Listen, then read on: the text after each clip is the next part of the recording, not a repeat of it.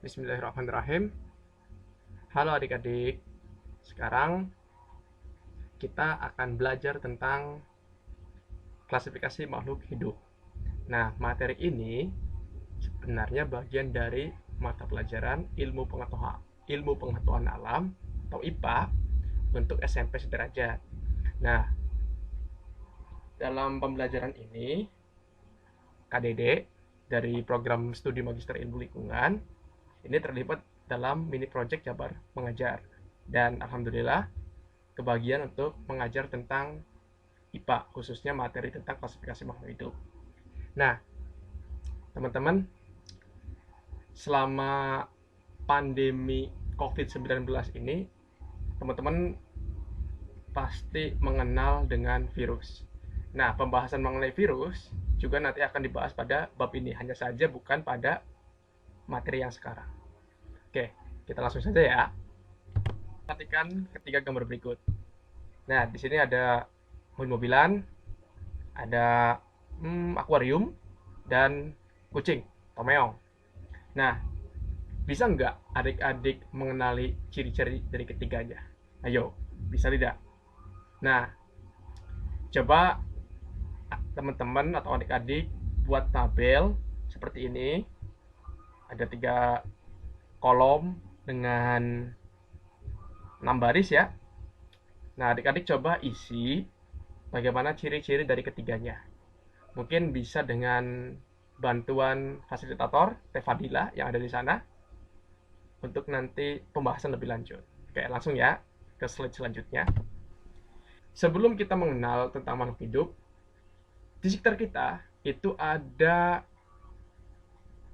banyak sekali benda. Tapi secara umum ada dua, yaitu benda mati dan makhluk hidup.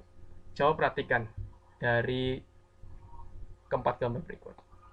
Ini ada tanaman yang sepertinya jagung, tapi kalau dari jauh kayak toge. Lalu ada orang hutan, lalu ada helikopter, dan ini ada burung merak.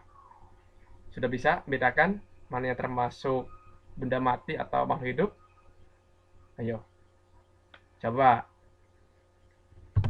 Nah, ini tanaman jagung, orang hutan, dan burung merak termasuk dalam makhluk hidup. Sedangkan helikopter merupakan benda mati. Nah, lingkungan sekitar kita itu sebetulnya tersusun dari dua komponen utama. Komponen yang pertama, ini adalah benda mati yang disebut dengan komponen abiotik. Lalu yang kedua ada makhluk hidup yang disebut dengan komponen biotik. Ingat ya, biotik itu makhluk hidup, abiotik itu berarti benda mati. Lalu mengapa sih suatu benda itu bisa atau suatu objek itu bisa disebut sebagai makhluk hidup? Nah, setidaknya ada 8 ciri-ciri. Ciri yang pertama itu bernapas, yang kedua memerlukan asupan, misalnya makan, minum, atau menyerap sesuatu. Lalu ada bergerak.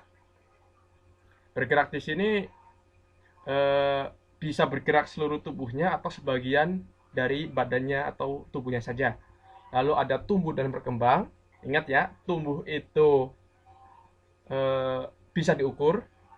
Kalau berkembang, maksudnya gini, tumbuh itu bisa diukur secara fisik, bisa terlihat oleh mata atau panca indera, sedangkan berkembang itu biasanya berkaitan dengan pikiran atau mungkin kedewasaan lah atau kematangan organ.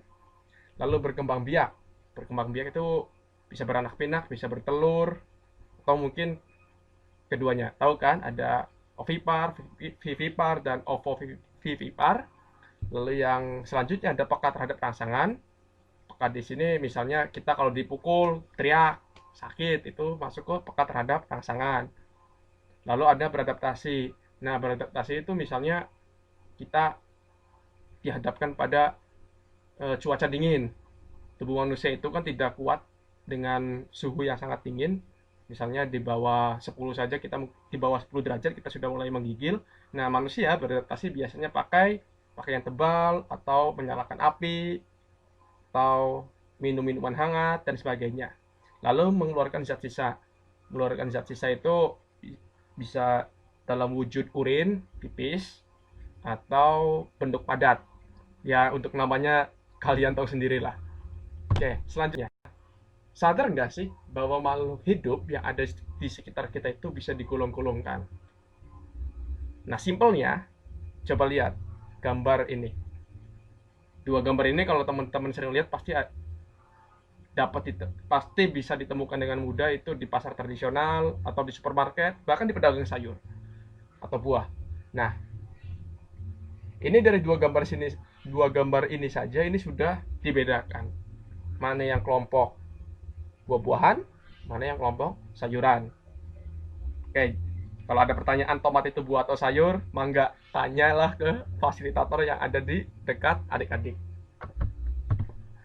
Oke, penggolongan atau klasifikasi ini awalnya itu ditentukan dari ciri-ciri yang sama pada tiap makhluk hidup. Kayak misalnya gini, buah-buahan punya ciri misalnya bentuknya bulat, rasanya cenderung manis. Nah, itu kan salah satu ciri yang sederhana. Lalu pengklasifikasian selanjutnya adalah membentuk kelompok-kelompok tertentu dari yang sangat besar hingga yang sangat kecil. Nanti disebut dengan takson. Misalnya gini, awalnya dua benda yang ada di samping ini kita golongkan menjadi buah-buahan dan sayuran. Buah-buahan lalu kita bagi lagi dari yang berkulit keras, ada yang dan berkulit lunak, misalnya seperti itu. Lalu dibagi lagi seterusnya sampai ke bentuk biji. Nah, itu bakal semakin rinci. Nah, itu yang disebut dengan takson. Nah, semakin ke bawah atau semakin rinci, semakin kita memilahnya, itu akan ditemukan semakin ditentukan berdasarkan ciri-ciri yang sama. Misalnya gini, jeruk. Kita bisa menggolongkan buah-buahan mana saja yang termasuk dengan jeruk. Misalnya jeruk apa aja? Jeruk mandarin, jeruk nipis, limau. Nah, ini mereka punya kesamaan. Perbedaannya sedikit. Perbedaan yang paling ketara adalah dari apa? Dari rasa, dari ukuran, dan warna. Nah, untuk mengurutkan takson makhluk hidup, ini sepertinya, mohon maaf. Mengurutkan takson dalam makhluk hidup itu dibagi ke dalam 7 urutan. Dari mulai dunia, divisi atau filum, kelas, bangsa, suku, marga, dan jenis atau spesies. Nah, hati-hati ya, penggolongan ini jangan sampai tertukar. Mangga, boleh teman-teman hafalin. Ini ada ya sesuatu yang lucu ya, benda yang lucu, makhluk hidup yang sangat lucu. Ini kucing. Kalau dilihat sepertinya kucing Persia. Ini dia, walaupun disebutnya kucing Persia, kucing kampung, kucing Angora, kucing Himalaya, kucing Inggris, British Shorthair, itu sebenarnya berasal dari spesies yang sama, yang disebut dengan kucing domestik. Tapi kalau di Indonesia, kucing domestik dianggap sebagai kucing kucing domestik itu adalah nama untuk kucing kampung. Padahal enggak. Kucing domestik itu semua kucing, dari mulai kucing kampung tadi sampai ke kucing ras. Nah, ini dari urutan taksonnya, kucing itu termasuk dalam kerajaan Animalia atau kerajaan hewan. Lalu dari filumnya masuk ke film Chordata atau hewan bertulang belakang. Manusia juga masuk ke film Chordata, kingdomnya juga sama, Animalia. Lalu kelasnya apa? Kelas Mamalia. Lalu ordonya, ordo Carnivora, pemakan daging. Oke. Lalu familinya, famili Felidae. Felidae itu berarti kucing-kucingan. Lalu genusnya ada Felis. Nah, nanti ini kucing domestik Felis catus ini dia masih satu genus dengan mungkin kucing hutan yang ukurannya sama-sama kecil. Lalu dari segi spesiesnya ini disebut dengan catus, sehingga nama kucing domestik disebut dengan Felis catus. Ini ada dua ya. Felis itu genus, catusnya adalah spesies. Ingat penulisannya, huruf depannya kapital untuk kata depan Felisnya. Lalu kata kedua dalam hal ini catus ini diawali dengan huruf kecil. Oke, untuk tingkatan taksonomi, hewan dan tumbuhan itu terdapat sedikit perbedaan. Ayo, ada yang tahu nggak? Sok, coba perhatikan. Dari dua gambar berikut. Apa yang berbeda? Ayo, boleh diisi. Boleh teman-teman telaah, dikasih telaah. Lalu coba perhatikan apa yang berbeda. Boleh stop video ini, bukan stop. Pause video ini dulu. Ya, jika sudah, kita ke... Nah, kriteria klasifikasi makhluk hidup itu, dalam hal ini tumbuhan dan hewan, secara garis besar itu ada beberapa perbedaan. Untuk tumbuhan, kita bisa menggolongkan berdasarkan 4 ciri utamanya. Pertama dari organ perkembangbiakannya. Nah, tumbuhan ini apakah dia berbunga atau dia dengan spora. Bahkan dalam beberapa kasus ada yang dengan tunas. Ayo, yang dengan tunas apa? Lupa atau ingat? Oke, lanjut ya. Terus dari habitus, bentuk tubuhnya. Apakah berupa pohon, biasanya tinggi, perdu, agak rendah, atau semak. Lalu dari bentuk dan ukuran daun. Apakah menjari, memanjang, atau sebagainya. Lalu dari cara berkembang biaknya. Nah, cara berkembang biaknya ada yang secara seksual, dalam hal ini kawin, biasanya dia mempunyai bunga. Bunga itu kan nanti di dalam bunga itu ada yang berfungsi sebagai organ kelamin jantan dan organ kelamin betina. Kalau nggak salah namanya putik dan benang sari. Lalu ada aseksual, tidak kawin, vegetatif. Dalam hal ini biasanya wujudnya tunas. Lalu untuk hewan. Nah, hewan ini bisa dibedakan melalui 3 ciri. Pertama dari salur pencernaan mereka. Nah, hewan dalam hal ini yang masih tingkatan rendah itu biasanya tidak mempunyai sistem pencernaan yang selengkap hewan-hewan yang umumnya kita kenal, misalnya ayam atau kucing. Itu lengkap, yang punya mulut, saluran pernapasan, saluran pencernaan, lalu punya anus juga. Ya, teman-teman bisa melihat sendirilah.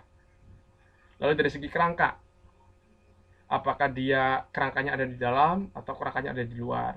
Biasanya kalau kerangkanya ada di dalam, itu biasanya akan dilapisi oleh kulit. Contohnya ya kayak dogi, anjing, itu dia kerangkanya itu ada di dalam. Dia tertutup oleh jaringan tubuh atau daging atau kulit.